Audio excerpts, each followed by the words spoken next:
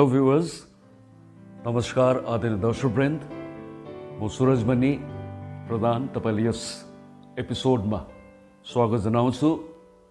The pandemic continues है, महामारी जारी नै छ, संक्रमण जारी नै छ र आजको विषयतिर हामी सिधै प्रवेश गरौँ। साहित्य विशेष रूपमा कवितासँगै जोडिएको यो कथा हो जसमा रोन मकेब एक विशेष पात्रको रूपमा उपस्थित हुनुहुन्छ।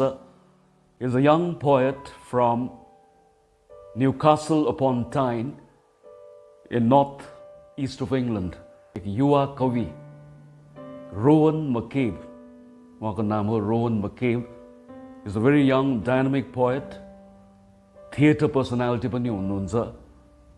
सर्ट मुभिजमा पनि डकुमेन्ट्री फिल्ममा पनि उहाँको ठुलो भूमिका रहेको छ र उहाँको अब कार्यक्रम चाहिँ के छ भने वर्तमान महामारीमा पनि उहाँले कविता लेख्न छोड्नु भएको छैन।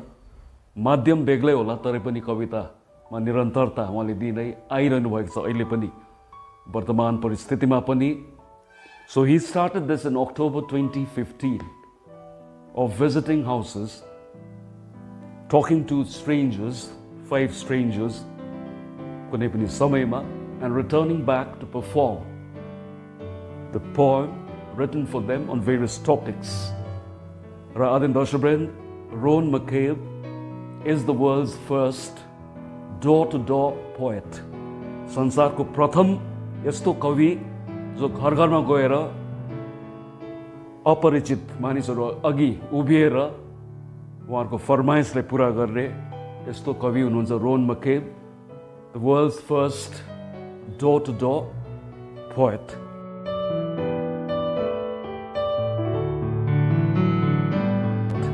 उहाँको कार्यक्रम सुरु कसरी हुन्छ भने दिउँसो 12 बजीदेखि बेलुकी 6 बजीसम्म, from 12 in the afternoon till 6 in the evening. So what it does is उहाँ एउटा कुनै पहिला चाहिँ एउटा ठाउँ उहाँले छान्नुहुन्छ। ही चुजेज अ स्ट्रिट, एउटा ठाउँ छान्नुहुन्छ जहाँ चाहिँ उहाँ जानुपर्छ। ही चुजेज अ स्ट्रिट, नम्बर 1। नम्बर 2, 5वटा घरमा चाहिँ उहाँ जानै पर्ने दिनमा 12 बजीदेखि 6 बजीभित्र। र यो घरहरू चाहिँ कस्तो घर भन्दा स्ट्रेन्ज हाउसेस, अपरिचित व्यक्तिहरूको ढोकामा उहाँले ढकढकाउँदै त्यहाँ पुग्छन् र 45 सेकेन्ड जस्तोमा पर्खिनुहुन्छ र त्यहाँ ढोका खोलिएन भने he moves on to the next house. र उहाँको टार्गेट चाहिँ हो to have 5 houses covered in a day. र पोजिटिभ रेस्पोन्स आयो भने चाहिँ एकछिन बातचित गरेर, र कहिलेकाहीँ मान्छेहरू हिचकिचाउँछन् पनि, अपरिचित एउटा व्यक्ति तपाईँकै घरमा आए तपाईँको कहिलेकाहीँ तपाईँले नकारात्मक दृष्टिकोणले पनि तपाईँले हेर्नुहुन्छ। So he is also had negative experiences while visiting strange houses है। र यदि पोजिटिभ रेस्पोन्स प्राप्त गर्यो भने चाहिँ उहाँले भन्नुहुन्छ please give me around 1 minute और 10 सेकेन्ड्स जस्तो समय। र बातचितमा उहाँ लाग्नुहुन्छ। हामी मानिसहरूको आफ्नो आफ्नो सुखको क्षण भइरहेको हुन्छ, दुःख हुन्छ कोही कोही बेला। त्यो विषयहरूलाई टिपेर रोन मकेबले के गर्छ भने कविता लेख्नुहुन्छ। After 2 weeks he comes back to the same house, 5 houses that he's covered, र निशुल्क, एब्सोल्युटली फ्री अफ चार्ज उहाँले कुनै पनि विषय जुन त्यो व्यक्तिसँग बातचित गर्दा उहाँले भन्नुभएको थियो कि यो विषयमाथि मलाई कविता लेखिदिनुहोस्। र after 2 weeks he arrives at the 5 houses and performs the poetry on the doorsteps. र यदि जुन घरमा ऊ गएको छ त्यहाँ कोही छैन भने what he does is सानो केही chit छोडिदिनुहुन्छ। Sorry I'd come, I didn't see you, or I didn't find you. And again after some days it comes and performs the poetry on the doorsteps of these people. आदरणीय दर्शकवृन्द, उहाँको नाम हो रोन मकेब, a very young dynamic poet, theater personality, documentary फिल्म्समा पनि उहाँको ठुलो योगदान रहेको, साथसाथै as a poet also performance को रूपमा पनि उहाँ चिनिन्छ। स्कटल्यान्डमा एडिनब्रा फ्रिन्ज भन्ने एउटा फेस्टिभल हुन्छ, त्यसमा पनि उहाँले आफ्नो प्रस्तुति दिइसक्नु भएको छ। द रोयल एल्बर्ट हलमा पनि इज पर्फर्मड र वान अफ द फाइनेस्ट यो महामारीको कारणले गर्दा योपालि यो स्थगित हुनु पर्यो द ग्लास्टनबरी फेस्टिभल पनि त्यहाँ पनि पोएम्स फर यु भन्ने 10 to 10 पोएटको रूपमा उहाँ थिए जसमा कि जो सङ्गीतमा अथवा कुनै पनि कलाकारितालाई अघि बढाउने श्रोताहरू त्यहाँ थिए उहाँहरूको निम्ति ग्लास्टनबरी फेस्टिभलमा पनि performed poems for them and this is absolutely unique र त्यही कारण आज यो कुरा तपाईँहरू अघि मैले राख्दैछु Rowan McCabe please remember the world's first door to door poet so Rowan मकेबको कुरा हामी गर्दैछौँ on the right room McCabe backमा पनि देख्नुहुन्छ गुड लुकिङ पोएट है the world's first door to door poet र अहिले पेन्डेमिक र मोस्ट अफ युरोप कति युरोपमा त युरोपियन सिटिज अथवा युरोपियन कन्ट्रिजहरूमा लकडाउन फेरि सुरु भएको छ है So it's not possible for him to go door to door as a poet. So उहाँले के गर्दैछ भने अहिले सोसियल मिडिया पनि युज गरेर he has become the world's first post to post poet भनौँ न. So social media मार्फत पनि he is continuing his job even in the difficult times of the pandemic as a unique poet.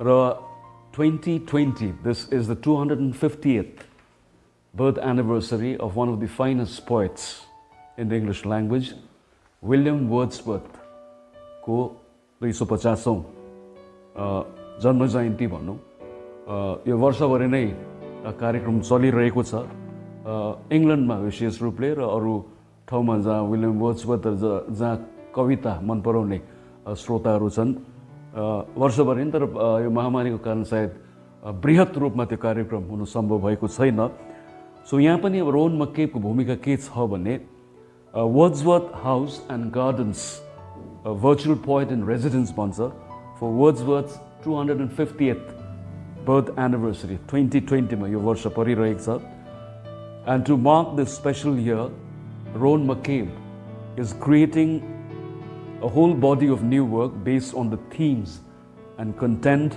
of the 250th birth anniversary celebration र एक्जिबिसनको नाम चाहिँ के छ भने प्रदर्शनीको नाम चाहिँ छ तपाईको the child is father of the man the child is father of the man यो exhibition is going to be extended right up to 2021 so त्यो हामीले हेर्न सक्छौँ सो द्याट पिपल महामारीमा जो छन् उहाँहरूको जब सुविधा नयाँ न्यू नर्मलमा हामी प्रवेश गर्छौँ त्यति बेला त्यो हेर्ने सम्भावना धेर हामी देख्छौँ So this poet, Rowan McCabe को काम चाहिँ के छ भने is working remotely.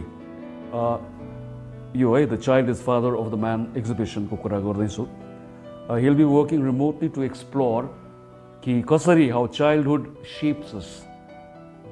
प्रारम्भिक क्षणमा जब हामी हुर्कन्छौँ as children त्यसले नै पछि भविष्य पनि त्यसले नै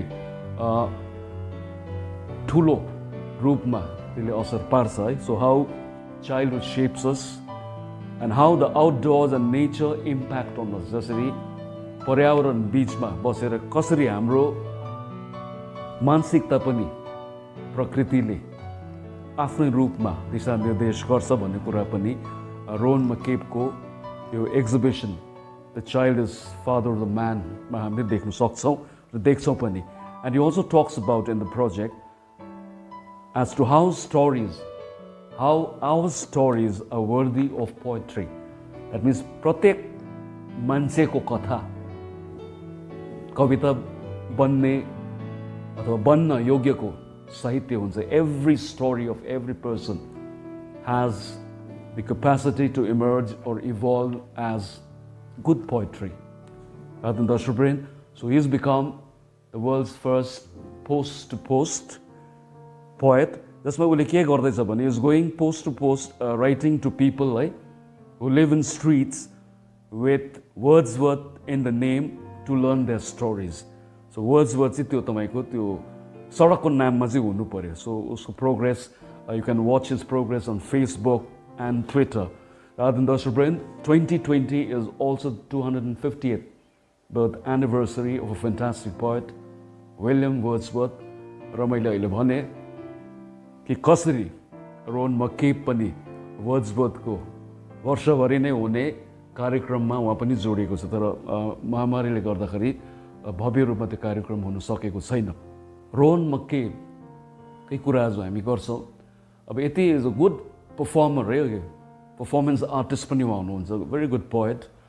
र रोहन मक्के जस्ता प्रोत्साहन दिने मानिसहरू जब हामी आविष्कार गर्छौँ, हामीलाई पनि एक प्रकारको हौसला प्राप्त हुन्छ। जुन प्रकारले डोर टु डोर पोएट्री उहाँले गर्नुभयो, विषय कविता नै लिए तर पनि गर्ने ढाँचा चाहिँ आफ्नै थियो, त्यही कारणले went on to become the world's first door to door poet. अनि दर्शकवृन्द, आजको प्रकरणको अन्तिम क्षणमा छौँ हामी। Rowan McCabe the world's first door to door पोएटको आज चर्चा अथवा हामीले परिचय तपाईँहरूलाई गरायौँ र उसको विषय त्यो कविता जसले साहित्य मन पराउनुहुन्छ, कविता मन पराउनुहुन्छ, विषय कविता नै हो। But what made him unique as an artist, as a poet, was the fact that he ventured into something which no one had done before. कसैले पनि गरेको थिएन। सो घर घर गएर आफ्नो कविता प्रस्तुत गर्ने जुन किसिमको नयाँ ढाँचा, नयाँ प्रस्तुति कविता जगतमा ल्याए, so that made him unique. र दर्शकवृन्द, आजको प्रकरणबाट म सुरजमणि प्रधान बिदा लिन चाहन्छु। Till we meet in the next episode, stay happy, stay positive, stay safe. Thank you so much. So एउटा म कविता रोहन मक्केबको poetry, I am going to read it out है। Post to post poetry update हो यो जुलाई 2020 को। Lockdown social. It goes something like this. She runs a pub quiz furloughed sales team every Thursday on Zoom. She encourages them to bring the family, her screen filling up with Polaroids of domestic scenes, babies, husbands, aunties, huddled around webcams, waving back theatrically. She'd never seen them like this, off duty. The mirage of professionalism swapped for something more open and at ease. She's getting to know them in unexpected ways. Vanessa is learning trombone. Dave is building a miniature battleship from matchsticks. What is the capital of Argentina? What is the biggest living organism? She thinks about them later in the kitchen on her own. What does an ophthalmologist do? Who on the ashes in 1902? Familiar, a comfort in a world that feels absolutely unknown. Rowan McCabe.